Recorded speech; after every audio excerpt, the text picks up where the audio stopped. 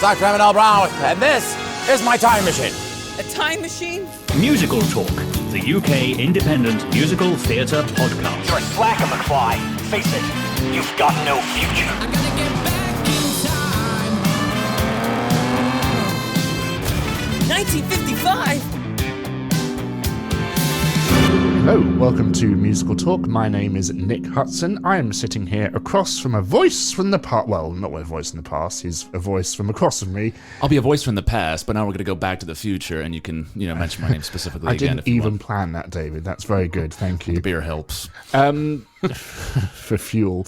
We're here to discuss Back to the Future. Indeed. And we are indeed having some beers. What are you drinking, David? I'm having a lovely salted caramel and chocolate stout, which sounds very American of me.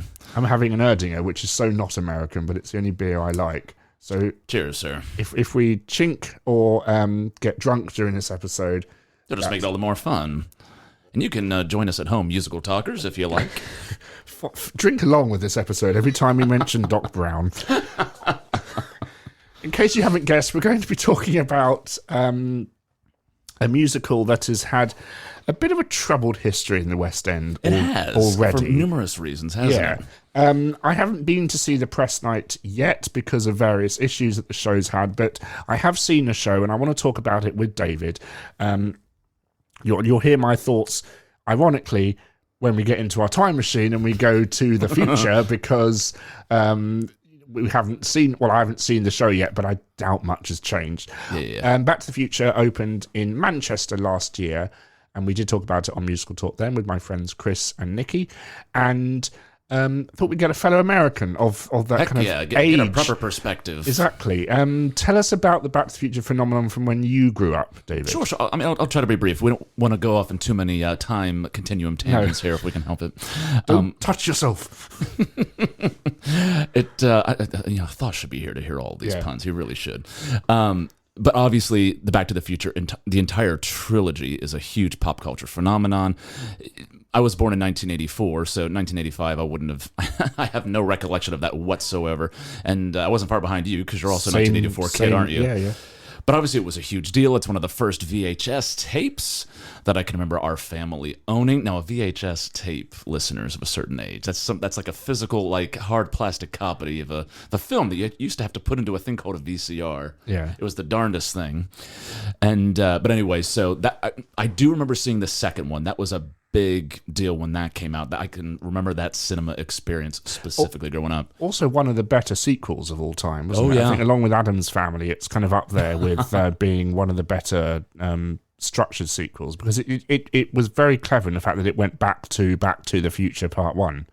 Exactly, and it has arguably one of the cleverest endings to a film of that type. It's all very tongue-in-cheek. You sort of look back at it now and you do realize how over-the-top it is and how over-the-top their deliveries are and things like that. But it's such a well-done film. And it's a well-done trilogy. What I think makes it a strong trilogy is the fact that they do keep surpassing themselves in each film, in my opinion. You sort of, especially for people of our generation, first one's the simple concept. Kid goes back in time to help sort of salvage his family and the mistakes that they've made in the future. Gets molested by his mother. It's some very bizarre, creepy scenes. But he goes back to 1955 and then he comes back. So that's sort of a time period that was sort of more relevant to our parents' generation, I would say, than ours. So what's cool about the second one and why I think that one was such a big hit, especially for our generation and for all families back then, was they go into the future way ahead to 2015. And by golly, do we look back at that and think, it was never going to stand the test of time, but boy, is it going to be fun to go back and watch those scenes. And was it the 30th of October 2015, or what was the actual date? Can you remember? I don't remember the actual date. No, you'll have to forgive me, but there are so many brilliant jokes in it, so many in-jokes. One of my favorites is the terrible hologram of Jaws 15 or whatever it is coming out, which of course there's, it's a nod to Steven Spielberg, who's producer on all of the films, isn't he? Michael J. Fox says, oh yeah, the shark still looks fake, which is, a direct nod to Give him Spielberg's time, films. the way film companies are going right now. But interestingly, that Bob Gale and Bob Zemeckis, who are the two genii behind Back to the Future, have very been very open and saying there is never going to be another Back to the Future. Which is probably a good thing. I Film.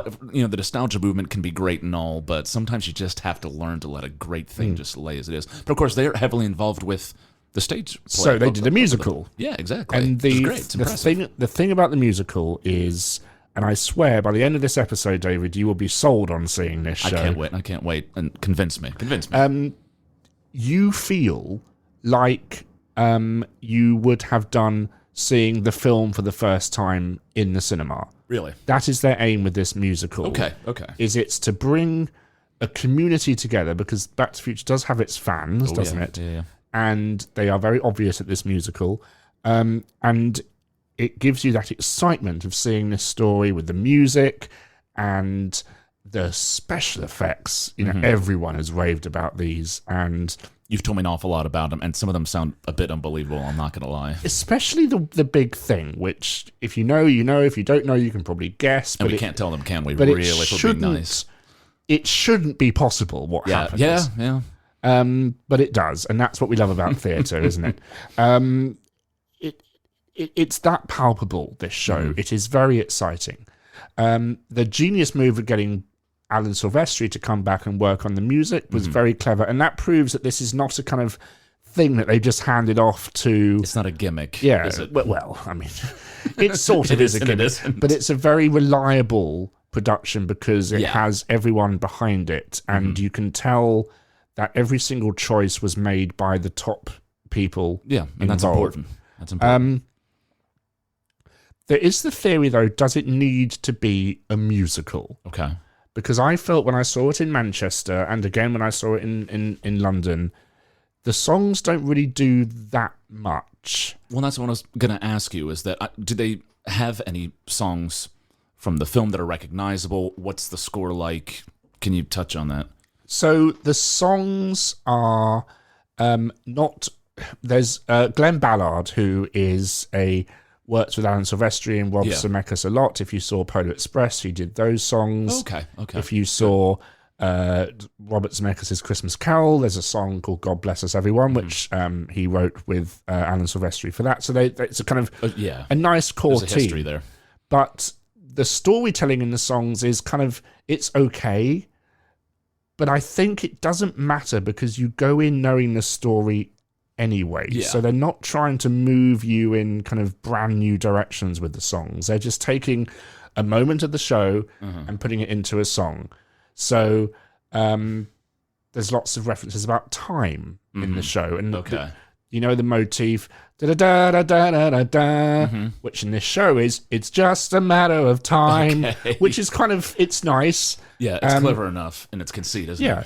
The kind of standout moment for me musically is when a very rare kind of moment of Doc Brown calmness appears, and he has pictures of Edison and Einstein on in his little shed house thing, whatever that is, and he sings a lovely song called "Here's to the Dreamers," and it's a kind of very calming moment before before they reach 88 miles an hour and it all goes a bit kind of nuts. Okay, and it's the last 20 minutes that save this show. Really. It is the most amazing piece of theatrical achievement I've ever seen in my life. You're still talking musically here. You're not talking about the I'm big talking check reveal at the everything end. coming together. Okay. So musically, we have a nice reprise. He's there trying to connect the thing to save the clock tower or whatever. Moment, And he's singing "Here's to the Dreamers," and it does work dramatically. Okay. But the staging, there's two sequences in this show that are just the most... I'm not a great play person, so I can't say the most complex things that have ever been staged. Right. But I've seen a lot of musicals. Yeah, sure. And these sequences are just so complicated. In Act 1, it's the scene that ends Act 1 where they're running about in the school canteen. Okay. And you see this fight scene happening from different angles, and there's a revolve going, and people get into get into lockers and disappear, and there's people bashing each other over the head with food trays and things. Right. So it's a well choreographed. Oh, absolutely. Bit of like slapstick, almost farcical chasing by the sounds of it. And then you've got the beautiful finale moment in the show. My window's open, listeners, and we are near a flight path here. So Just trying to make it sound live. yeah, there's a DeLorean flying on top of us. So you kind of do get very, very... what am I trying to say? The last 20 minutes of this show, my friend, who has seen a lot of shows as well, his jaw was on the floor. Yeah. He said, he'd never seen anything like that in his life. And it's not so much what the car does at the very end, it's more with the moving scenery and projection mapping and the clock tower and the lighting that's a lot going on. and the pyro. Yeah. And the fact that I could hear my ticket price just rising when you say all that stuff. Is all this? I'm not going to ask the question. Is all this necessary? It's that age-old question with blockbusters like this. Does this further the piece? Is this furthering musical theater, or is it? The show has a song. Here's one for the dreamers. It might as well be called "Here's One for the Fans." Okay, yeah, because it's very much. It doesn't parody itself, but it knows Back to the Future is what it is, and it delivers on that. There's no effort to make Marty look any different than Michael J. Fox. Right, yeah, I noticed that in the promo stuff. The chap who plays George McFly is the most impressive It's really? like and I know this is very cliche, it's like you stepped into the movie. Yeah, I mean, which can work to a certain degree because even the original film was a bit self-aware. And again, it had its tongue firmly placed in its cheek during all three films. So I could see how that would work, to be honest. And it's very funny, it's very touching, but it just delivers, no pun intended, on all cylinders, you could say. But I just can't get over what you see happen on this stage. Not so much on the stage, but more off the stage, if you know what I mean. And it's just pure theatrical magic, to use an absolute cliche. It was meant to have opened on the 30th anniversary of the film, which I'm assuming was back in 2015, the day they go to... Oh, no, I see. Sorry. It was meant to open on the day they go... I see, yeah. I didn't realize they were looking to do a production that far back, to be honest. Oh, this has been in the works for 15 years. Hang. Or something like that. So it's kind of, this is a big production. Sure. And at the time of recording, it's not running. Oh, that's right. You were saying, the cast has come down ill, in quotation marks. Quote, ill. And lovely Roger Bart, who is a joy to see perform. I'd love to see him do that. I'd love to see him do anything, to be honest. But And it's perfect casting. So Roger Bart has been in The Producers and then Young Frankenstein. And the first thing I knew him in, which was Snoopy and You're a Good Man, Charlie Brown, and that famous 1999 revival. Well, you heard him before that, of course. Do you know in what? Oh, now you're testing my memory. I should. You should. He was in... Hit me with it. He was the singing voice of Hercules when he sang... Oh, that's right. Sorry, I was still thinking of my Broadway references, but yeah, you're right. He was Go the Distance, wasn't he? He was going the distance. For Tate Donovan. And he can still sing that song, and he sounds like a 14-year-old boy. It's amazing. Yeah, you're right. I'd forgotten that. And sadly, on press night, he came down with COVID, and it's going to happen, isn't it? Yeah, that's what it is. This is something we're just going to have to get used to. And it's that very rare thing of an understudy coming in. Going on opening night. On opening night. That's insane. With Christopher Lloyd in the audience. Yeah, exactly. I mean, bravo. I think he's called Tony Ox. Bear with me while I look up his name. David will wax lyrical about something Let's while I talk do amongst ourselves, listeners. As Mike Myers used to say on Saturday Night Live, let's pick a topic. Rhode Island is neither a road nor an island. Let's discuss. Where we're going, we don't need islands. Yeah. That's a good lead. I didn't mean to do that either. I know, well, I often think that about musical talk. So Mark Oxtoby is his name. Forgive me if I'm not pronouncing it properly. But bravo to him. I mean, because the show could have easily just been, I'm sure they were close to cancelling press night and delaying it and things, but... bravo to him, and bravo to all understudies and alternatives and people. That's a daunting task, though, isn't it? Yeah. I mean, there's nothing more daunting. Opening night, Bob Gale, Bob Zemeckis, Christopher Lloyd. Everybody. You know, Well, almost everybody was there. Yeah. And that will be a moment that whatever happens in his career, I hope he gets the role once Christopher Lloyd, once Roger. I keep wanting to do that too, to be fair.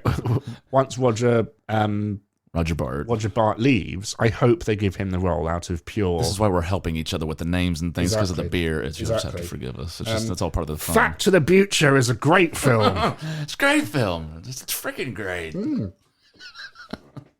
But I hope they give him the role, Yeah, exactly. or at least let him do it a couple more times. Because I was, in a way, I'd be more interested to see him now because I've seen it twice already, and I'm going. Yeah, a your couple interest more has already peaked because he's gotten the chance to go on for press night. So bravo to him. Have I changed your mind, David? Because I know we spoke a couple of weeks ago, and you said I don't have much interest in seeing Back to the No, Future. I mean, you kind of had me sold when you took me through the sort of technical grand finale. Again, just to reiterate a point that I made when we were having this chat, I have absolutely no problem with, pumping all these money into great shows and making the West End, relevant to audiences in whatever way you can. A friend of mine put it this way, like well over 10 years ago, when, as shows become more technologically advanced, what's the likelihood that these are going to be, put on by amateur dramatic companies or what we would call community theater in the States? What's the likelihood that something like this is going to stay relevant? Is it something that can only be performed by Broadway, West End, national tour companies? You know what I mean? I mean, that's the trap you're going to fall into anything the more technologically advanced you make it, of course. What are the technologically advanced shows? Why are we picking that word to say when we've had beers? Have there been that are now popular on the touring or the Amdram / community theatre? Well, I mean, to be fair, companies do, for instance, Phantom. No, well, not that I know of. Schools do Phantom. I'll tell you what, like every year, Playbill will release like the top 10 most produced high school / community theater productions, and often what is Beauty on and the there Beast. is Beauty and the Beast. That's Little exactly Shop of right. Horrors. Little Shop of Horrors. These are shows that if you've got the budget, go for it. But then they'll also do they love doing Into the Woods, which you don't need to do on a technological budget. Why? You just shouldn't be doing it from an artistic standpoint. Or at all. No. Into the Woods is a great piece. But it requires very skilled actors and a very steady hand. Which Don't American high schools just do Act 1? Would they go to that level? I've known people who say that it should only, but there's proof positive as to why people who aren't following the creator's intent should be doing a production like that, But no, that one's not so much technologically advanced. It's the other ones we mentioned that they do. If we look at Back to the Future, the stage show being very reliant on projected media, which it is. Exactly. I know when you do Little Shop of Horrors, you can go onto a website and you can kind of hire the set and hire the plant. Yeah. So if this were an official production that you could buy to do, would they provide a car for you to sit in? Presumably you could. Would they provide the digital sets? Because I know you can hire out, for instance, the rising tire for Cats. If you've got something like that, and then you've got an ambitious set designer, and let's face it, I know some high schools in America who have bigger budgets than a lot of companies, professional companies here in the UK, and they can do Cats very easily, not to the same standard of dance, of course. But what was your theatre like at your high school?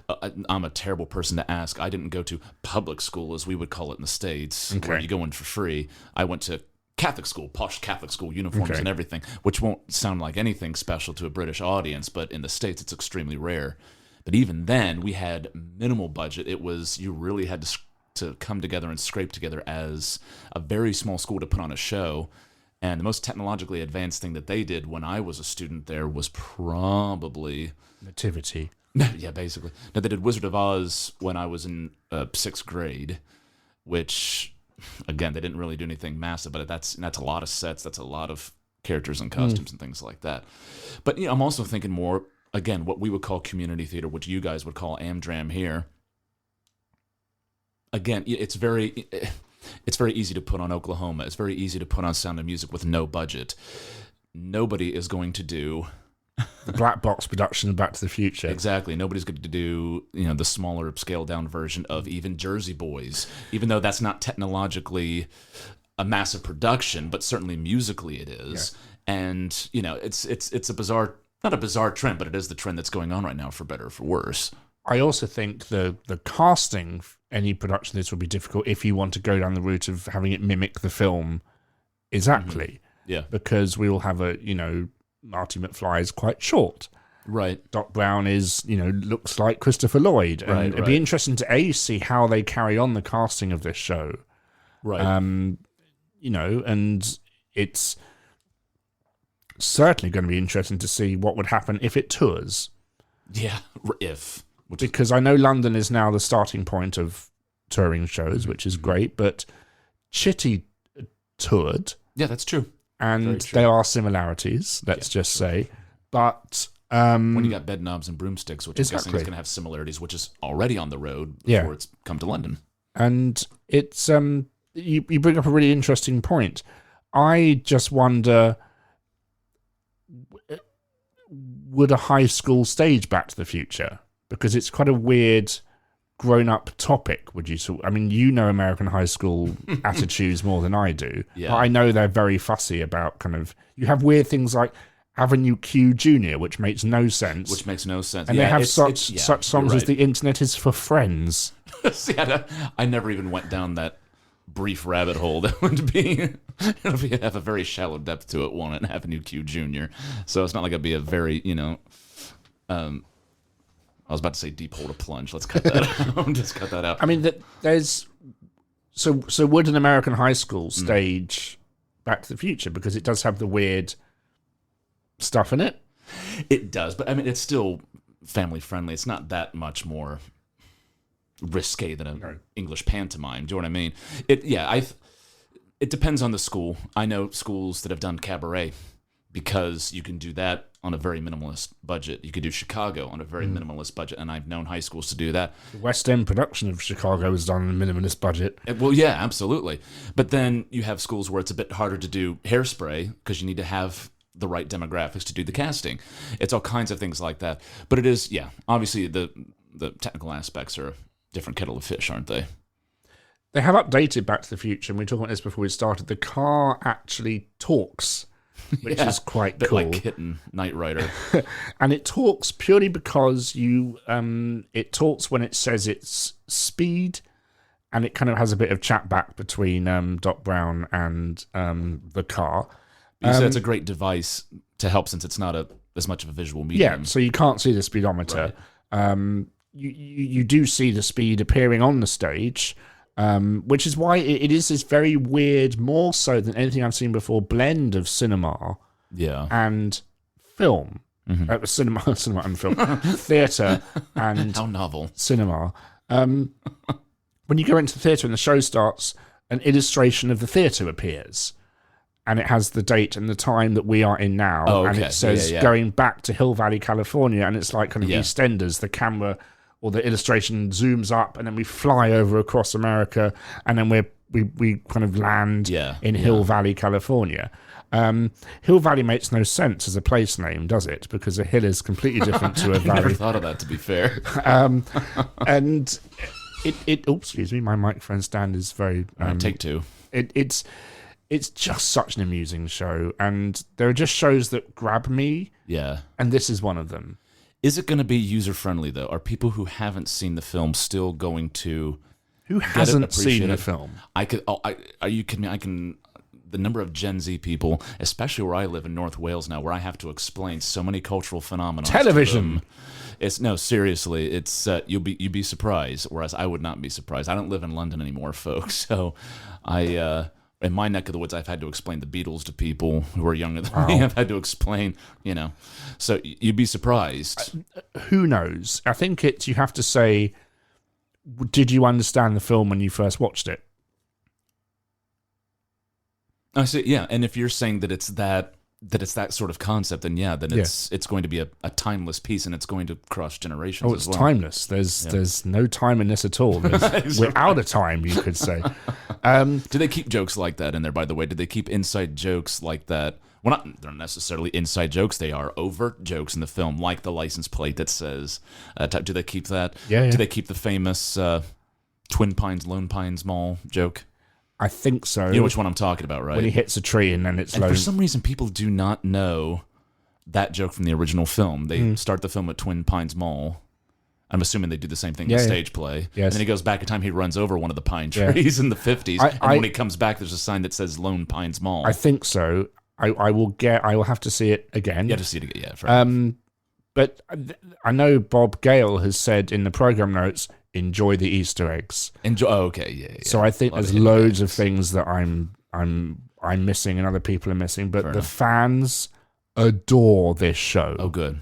And that's what we're saying at the beginning. It brings together this community. And if it can have new people fall in love with this story and, this, dare I say, brand, as much as I hate the word, that's great. That is really, really great. Absolutely. I agree. Do that. Yeah. And we said at the beginning, does it need to be a musical? Right. Yes, it does, because the film sings. Sure. No, yeah, I agree with you. And it has melodic rhythms to it and moments that build musically. I'm thinking specifically that finale, and I mean, we're talking about the second film. Well, that actually brings us to a good point. Could they stage Back to the Future Part 2? I wonder if we had a Harry Potter thing, but then they'd have to do Part 3, wouldn't they? And it would get very expensive when it comes... very, very... That would make me a very, very happy When man. it comes to flying trains... Oh, gosh. I think it might get a bit ridiculous at some stage. Your turn, Robert Zemeckis and Bob Gale, your turn. But, yeah, because it kind of does end on a cliffhanger...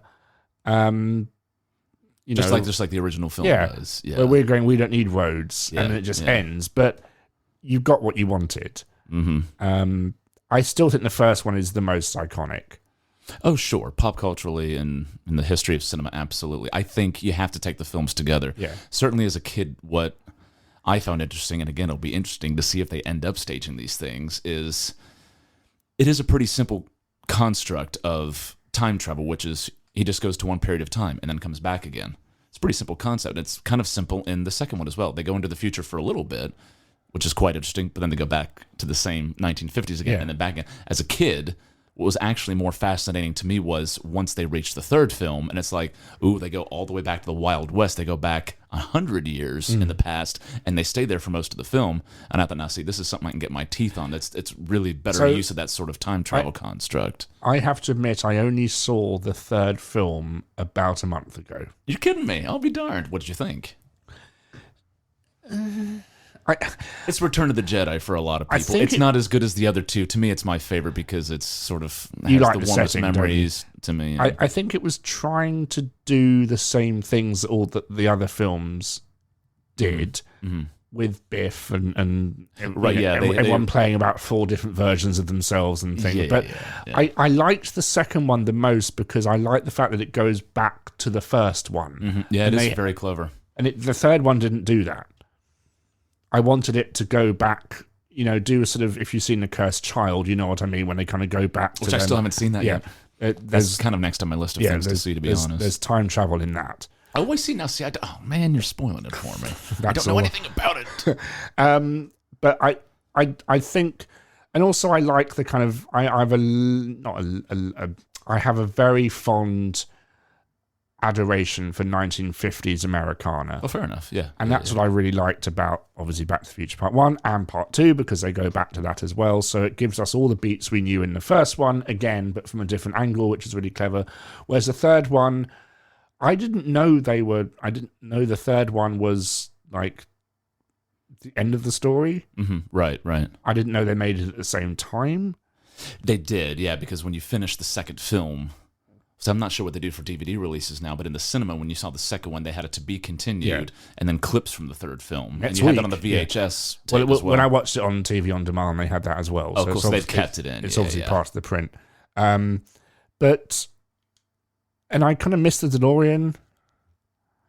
Yeah, that's true. Of course, they use it less, and they've modified it by the time they do the third one as well to ride on railroad tracks and stuff like that. I very much enjoyed the third one. There was a bit where he drinks a Whiskey. a thimble of whiskey and Yeah, it's falls. like rot. It's like proper rot gut. It's like Yeah. burns a hole in the bar. I Like believe. I can relate to that very easily, as you probably experience in about 5 minutes, listeners, when I finish this beer. But of course, the cast are great and it delivers. But for me, it's the first one and then the second one and the third one. It's like, yeah, okay. I think most people would agree. Yeah. But actually, you mentioned a good point because it's got the 50s Americana in it. And the first thing I think about in the film is when he walks into town, he hears the song Mr. Sandman. And he walks past a record store where, and this is, everything crosses over to Disney at some point. This is Disney reference number 2 here, folks. But what was the hit number song one? at the time was The Ballad of Davy Crockett, which was the popular TV series at the time from when Walt was first launching his weekly Sunday shows, basically. Well, if it's 1955, that's the year that Disneyland opened, didn't it? So there you go. It all comes back to that. But, so my question is, again, are these songs featured? Does the style of the original songs change? So we have 80, we have 80s kind of numbers. Oh, do you? And the show opens with an 80s number. And then we go back to the 50s and they do 50s pastiche numbers, which is quite fun. There's kind of like a great kind of American march song, like very... what, John Philip Sousa or... It's more kind of 1940s patriotic America. Big band, maybe more. Not jazzy, but more kind of... if you've seen Captain America, there's a song in that film which is very like pro-American. Pastiche like that, yeah. Fair enough. Good reference. And there's kind of one of those, and the girl comes out dressed as the girl on the posters, in the kind of with the bandana on and things, and then so there's lots of like little Rosie Riveter is her name. Trust you to know that, David. There's lots of lovely references like that. Cool. But then we do have Johnny Be Good. We have The Power of Love, and we have Back in Time. Back in Time, yeah. All done diegetically, so they're being performed by the Pinheads. Oh, cool. Yeah. And there's bubbles that fly into the audience at the Under the Sea dance. Okay. Not just randomly. I was going to say, I forget the undersea sequence from the first one. But I want to talk about a tiny spoiler because it is very, very clever how it's done, and it shows the difference between film and theatre. Skip ahead to the next few minutes, listeners, if you don't want to hear this. I don't know. I'm not sure that I want to hear this. Well, you're going to make me hear it. I'm not going to reveal too much, but it's the arrival of the car. So the beginning of the show you're talking about. About 10 minutes, 15 minutes. Okay, yeah, sure. So if we think about how it works in the film, the truck arrives, and by the way, there's no Libyans in this film. They got rid of those. Oh, okay, yeah, that makes sense. Yeah, so the truck arrives, and the kind of door opens, and it's lowered. It's very kind of sci-fi and slow. But here, empty stage, flash of light, and the car has just appeared. Oh, I see. So that's how they do it for the stage version. So they completely take your expectations. Yeah, sure. And twist it round, because in film it's all about that grand moment when the car. Well, that proves that you're thinking outside the box. You're not just trying to deliver a carbon copy. I'm not going to lie. Moments like that really, really impressed me. Do you know who did that? Not to go too much off subject. Who did that really? I think this might have been Cameron Mackintosh's idea. I'm not sure who directed the recent Miss Saigon revival, but Tom. I'm not sure. Lawrence O'Connor is his name. Did you see the Miss Saigon revival? Yes. Do you know the big sort of turning on its head idea that I'm talking about that completely blew you on? They famously used a projection of the famous helicopter for the national tour of Miss Saigon. Then helicopter appeared. So what did they do? Well, for this they did. They didn't on the national tour. They never had a helicopter, did they? Not that I know of. I thought they only ended up using the only production of Miss Saigon I saw was the new one you're mentioning. Well, same, yeah. My understanding was that the national tour, somebody's going to write in and tell me I got this wrong, but it was just a projection. So that by the time they did this revival, they started with projection, and everybody kind of went, "Oh, they're not going to have it. They're not going to have it. Oh my God, it's here!" Now, see, that's clever to me. That's thinking outside the box. And again, for something like this, that's relying on the nostalgia movement to sort of help buck it up a little bit. It's not obvious. I have a healthy appreciation for that big time. And you saying that, I think that's what this show is doing. It's providing nostalgia, as is so popular at the moment. Yeah, but for better or for worse. But better than some other people are doing it. They do have moments that go, "Oh, I wasn't expecting it to do that." Yeah. Like the bit at the end.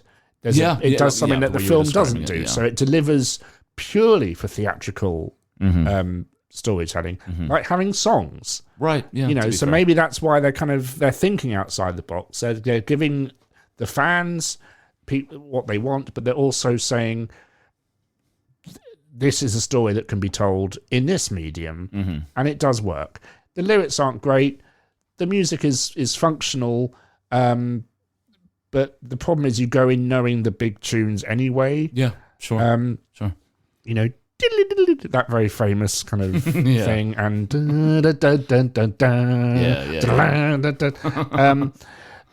Mayor Goldie Wilson has his own song Does he really? You're kidding me. called What, When I Mayor or something like that? it's called If I had to guess. Or Clean Up This Town. I need to get this program, so David will entertain you. Oh, man, quit making me do this. You're not going to edit this out either, are you? Nope. All right. Again, as Mike Myers used to say on Saturday Night Live, let's have another topic. The chickpea is neither a chick nor a pea. Let's discuss. I have returned with the program. I actually had to go back in my DeLorean to get it because You're very funny. Okay, so now the beer's starting to wear off now. Yeah. The puns are going out the window. no song called "I'm Your Density," which is a shame. I thought. That Oh, would I be see. Yeah. I thought that would be. That would have been a good sort of like, goofy love song, wouldn't Yeah. it? But let's get the song list here. Oh, there's another lovely moment. I mean, talking about it's a musical. Doc Brown's first song is called "It Works" when he finally It's his finds big out that it works, revelation, yeah. and then suddenly all these dancers appear, and Marty says, "Who are these guys?" And he says, "Oh, they just appear every time I start singing." I don't know. So it kind of does, break that fourth That's wall. extraordinarily tongue-in-cheek. But let's have a look here. So I'm just flicking through the program. I hope we're not setting a precedent, by the way. I hope every time I come down to London, we don't have to have 2 beers and then start recording. 2 beers. I've only had one. Yeah, but I'm in my 30s. 1 beer is enough, to be honest. It's like there almost isn't a song list in here. Let's have a look. Well, they often don't these days, to be honest. Let's You have a really look. have to hunt for them in the program and/or Save brochure. the clock tower. But just look, for those of you not in the room, I'm showing David a picture of the casting as to how Oh perfect. my gosh, look at that. I did wonder, I was about to ask at one point, how do they do the sort of makeup and prosthetics like they do in the beginning of the film? Because, of course, you have the main characters other than Marty have to be older Yeah. in 1985. I think they and then- just, I didn't really notice because I've never seen it from that close. But Where were you sat, roughly? row like L In of the- the stalls Okay. last time I saw it, and the other times from the top. I don't think they have a song list in here. That's Well, also, while we're talking... oh, here we are. Oh, yeah. Opening number. It's only a matter of time, okay. which is quite nice when it's only a matter of time. But we are talking about the song for Mayor Goldie Wilson, which is "Put Your Mind to It." Cool. Um, If you put your mind to it, you can achieve anything. Is Yeah.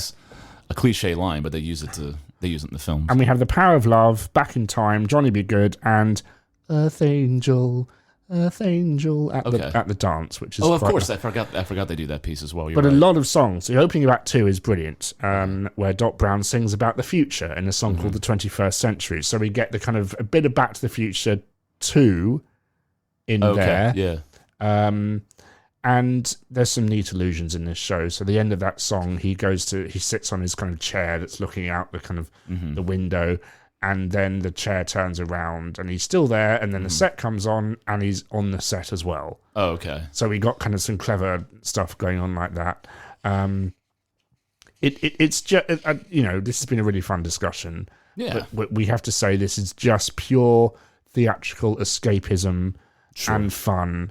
And it's what I'm so glad this production survived what's happened. Yeah, to be fair. Because it did close very early in Manchester. I saw it the day before it closed, purely unplanned as it was back then. No, exactly. Can I ask you 2 more questions before you throw the brochure at my head? No more beers for you. I'll look at it after we're recording. But so it actually brings up 2 major questions for me, one of which we can wait to finish on if you want. But I'm looking at the pictures in here, and even in their sort of 1985 version, the kids playing Biff and, Mr. and Mrs. McFly look like infants in the picture. Yeah. But it begs the question, the phenomenon. Everybody agrees with me when I say this. When you look back at films like this, you still think of Biff and the mom and the dad characters as being older than you because you saw the film when you were younger than them. It's like when I go back and watch Saved by the Bell, I still think of those characters as being older than me. Even though they're not. So now it's weird to look in this brochure and see kids that look like infants playing these roles. Did that cross your consciousness at all? I didn't see it when I was younger. So this film only... Not even the first one? No, this film was only meant... How first saw that? I don't even dare admit it to you, David. Oh, fair enough. I'm not going to be one of those people who looks at you wide-eyed. I would say must have been in my 20s or 30s when I saw it. So...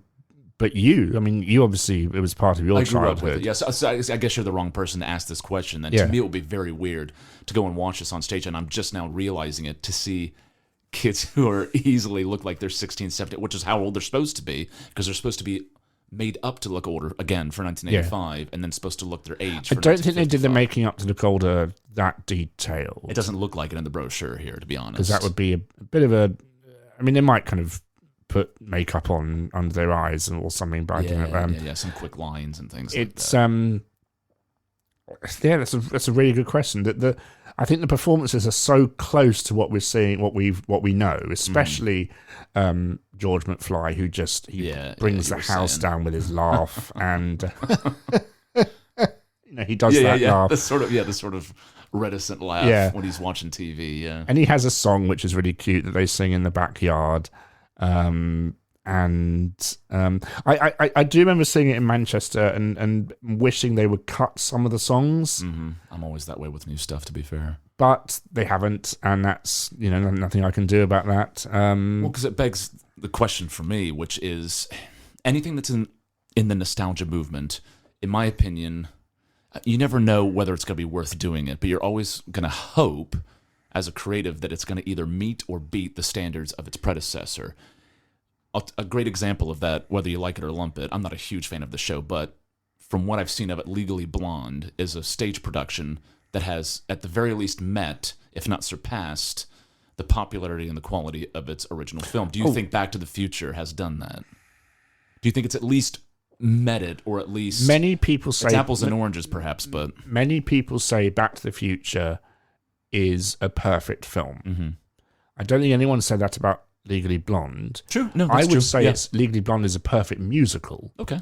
Because it's very well structured. Mm-hmm. Even Voss liked it. That's saying something and about like it. The message of Legally Blonde is this clever that, like the message of Legally Blonde, you think you're going into it to get something very stupid, and you get something incredibly intelligent. That's a good point. Good point. So I would say Back to the Future delivers on everything that it needs to. Sure. And then some. Okay. But it's not as perfect as the film, because the film is Christopher Lloyd, and the film is directed by Robert Zemeckis, and it was so kind of zany for the time, I guess, and nothing had been done like that really. Whereas we know what we're going to get going into this. Whereas I guess when you saw Back to the Future the first time, you had no idea what was going to happen in that film. So it purely delivers. It delivers what it needs to do, and then, as you said, it thinks outside the box for some other fun moments. Okay. Again, I know it is comparing apples to oranges, but it is... There are film musicals, and I know a lot of people don't care for the medium of film musicals, and I absolutely understand why. I understand their place in musical theater, though, as well. But especially if things are as good as you say this piece is, and as good as people, who rave about things like Legally Blonde, like Hairspray, another fabulous instance where the stage play has very much surpassed the popularity and quality. Yep, another great example. These are successful musicals, in my opinion, where they transcend the nostalgia movement because they do a better job than their predecessor. It's not trying to reboot them for popular audiences, and it doesn't sound like that's what Back to the Future is doing at all.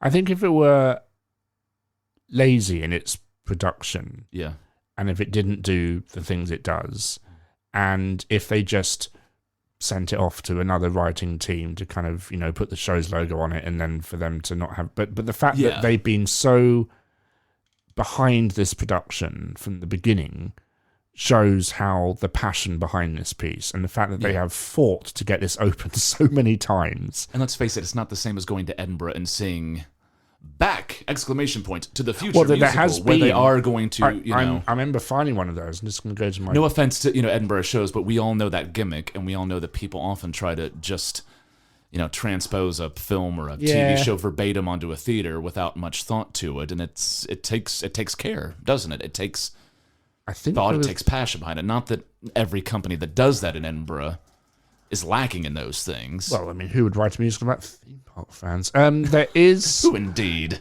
There was one, the 80s time travel movie, a Back to the Future musical. Yeah.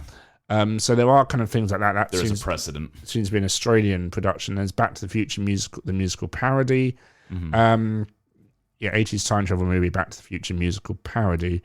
They've even got the artwork and all the kind of. I think that this show is so iconic you can do whatever you want with it, but it's the fact that it has the great people involved, which is what they're proud of. That's the game changer. And what the fans are proud of. So time to get in my DeLorean now and go. Have you got the keys? I think I've lost mine. No, Neither one of us should be driving, though, to be fair. We both had enough Perhaps fuel. this new magic lady voice will guide us on our journey that you're talking about. And we're going to go to when my friend and I saw Back to the Future, and we're going to play that review now. David, thank you very much. Thank you. Shall I sit in the front or shall I sit in the back? You sit at the front and just turn that flux capacitor on. Be careful, because when this thing reaches 88 miles an hour, you're going to see some serious... Musical Talk, the UK independent musical theatre podcast.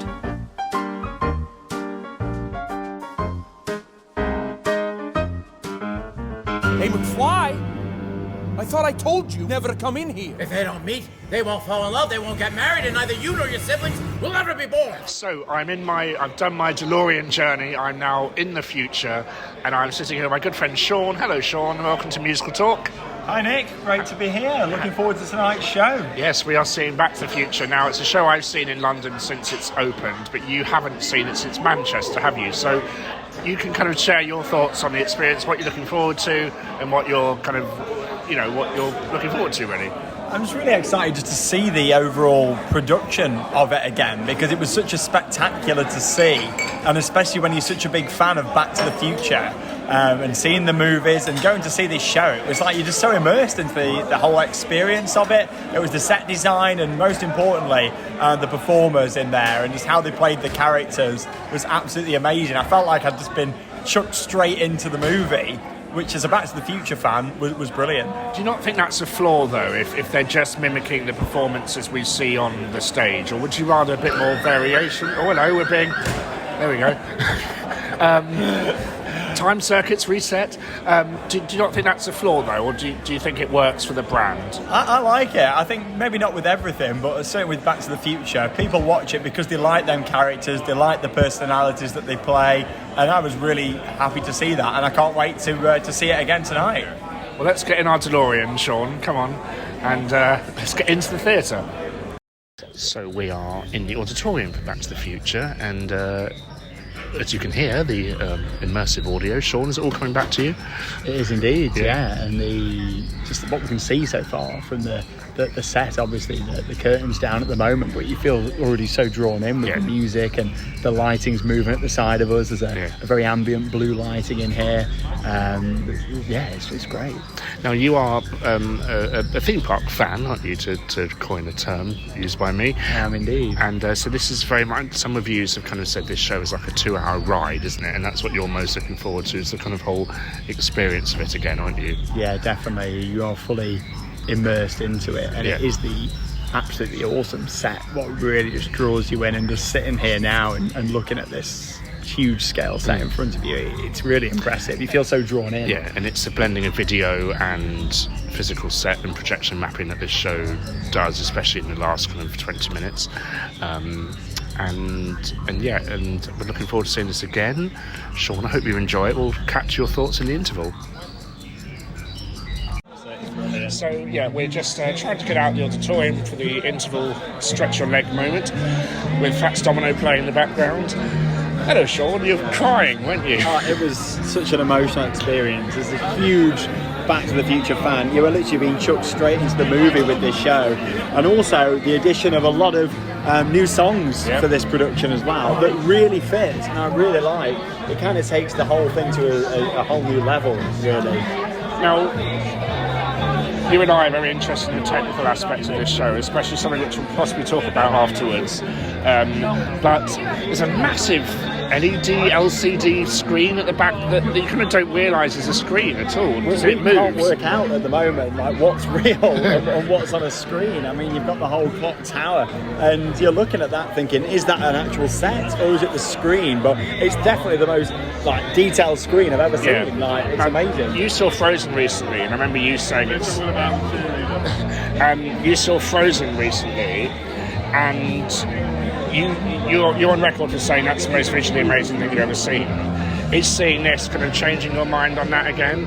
I think Frozen's still the most visually impressive show you will watch because of the scale of it. Yeah. However, in terms of how the actors are playing the characters in this is absolutely phenomenal. It's second to none. And it's amazing when this has never happened before, but when George McFly speaks, he got a round of applause, which was amazing. His first line. Yeah. And it's such an astonishing performance. We do have an understudy for Marty McFly tonight, which is fine.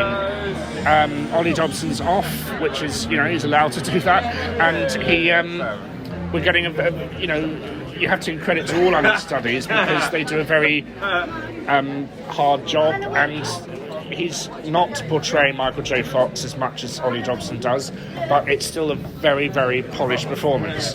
And it's not bothering you, is it, Shawn? No, not at all. No, like you say, it's nice to actually see another performer take on that role. And we have to say, Roger Bart is excellent as outstanding. Brown. And as you can hear in the lobby, the unanimous praise for this musical is coming from all directions, isn't it, Shawn? It is, and it's worth pointing out as well that the actual theatre itself have got a lot of other things outside of the auditorium. Like there's I'm looking at a big clock face now. That's clock face, you said. Which is amazing. Yeah, got the plutonium bar. There's a photo opportunity. Everything is themed inside the theatre. Yeah. Which is a really nice touch as well. So we've stretched our legs. I think that's Connie Francis playing in the background. How much is that dog in the window? What the theatre lacks is very well themed. It doesn't have much space, does it? There's not much room at all. We've just waited a little bit for toilet facilities. But still, it's worth it for all the little details that we put in. Some nice posters with the famous quotes from the show on it. And there's so much to see. There's some good merch as well, isn't there? We got a programme, which is very nice, and you are just loving this, aren't you, Shawn? Honestly, it's a spectacular show, and Act 1 is beautiful, but Act 2 is where it really starts to heat up even more with effects-wise. I love a good show with special effects, and this is one that certainly delivers. I'm just sitting here now again looking at this absolutely huge stage in front of us with all the... it's really hard to describe it, isn't it? It just sticks out towards you. It's almost like we're in the flux capacitor, isn't it? It really is. Yeah. It's incredible. The lighting, the music. What do you think of the new opening sequence? I really liked it. I thought it was a very unique way of starting it. Certainly a nice beginning to the show with the little touches on there. Yeah, I really enjoyed it. But yeah, I mean, it's such an iconic show, and I think this will be a long runner in London. They know they're in this theatre to stay because they've decked it out so much. But yes, we're really enjoying it. We'll share our thoughts at the end. Well, Back to the Future is over. Once again, unanimous praise from everyone leaving the theatre. I think they're slightly stunned. And as we spoke about on the podcast, I don't know when we recorded the main chat with David, because it was ages ago. I've been in my DeLorean since. It's the last 20 minutes that are just the most incredible theatrical thing you can see anywhere in the world, I think, at the moment, isn't it? Just words can't describe that show. Whether you're a Back to the Future fan or not, you are going to enjoy that show, and you're going to find it so visually impressive. Everything that happens in there, tech-wise, is like anything that we've not seen before. Yeah. And like Nick's already mentioned, I've visited a lot of theme parks out there, and what you see in this show is taking that to the next level. It is absolutely phenomenal. The tech involved, but the performers in there are outstanding. Honestly, all of them are brilliant.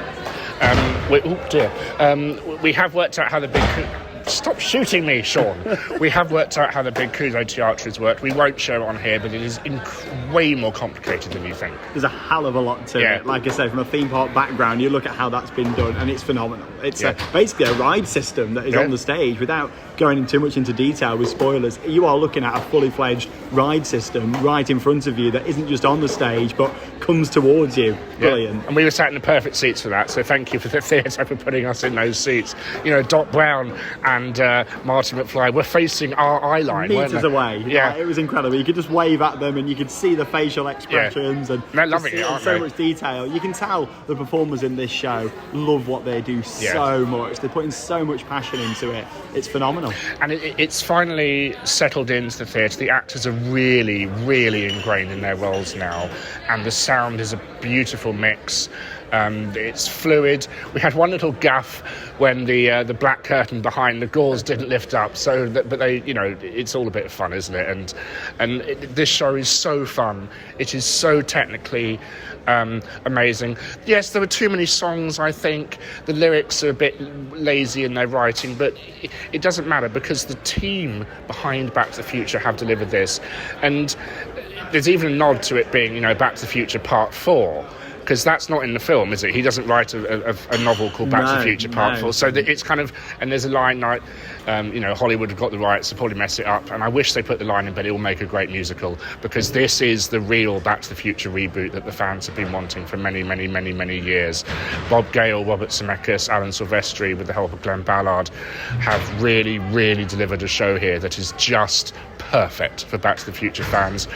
And if you're not a Back to the Future fan, you will be when you see this. And Shawn was just saying, I look forward to seeing 2 and 3 on stage, because we want a flying train, don't we? It would be amazing, especially with how much they could do with a 2 and 3. You know, will it happen in the future? Who knows? I mean, the first one is the one, isn't it? It is, and the crowd were absolutely loving it. We had a great crowd tonight. They're really up for it, really clapping and cheering. Clapping, dancing, singing along. Yeah. Phenomenal. Thank you so much, Shawn, for joining me. Thank you for inviting me down. Shawn is on YouTube at Theme Park Worldwide. I am Nick Hudson here, and thank you very much. That's it for this week of Musical Talk.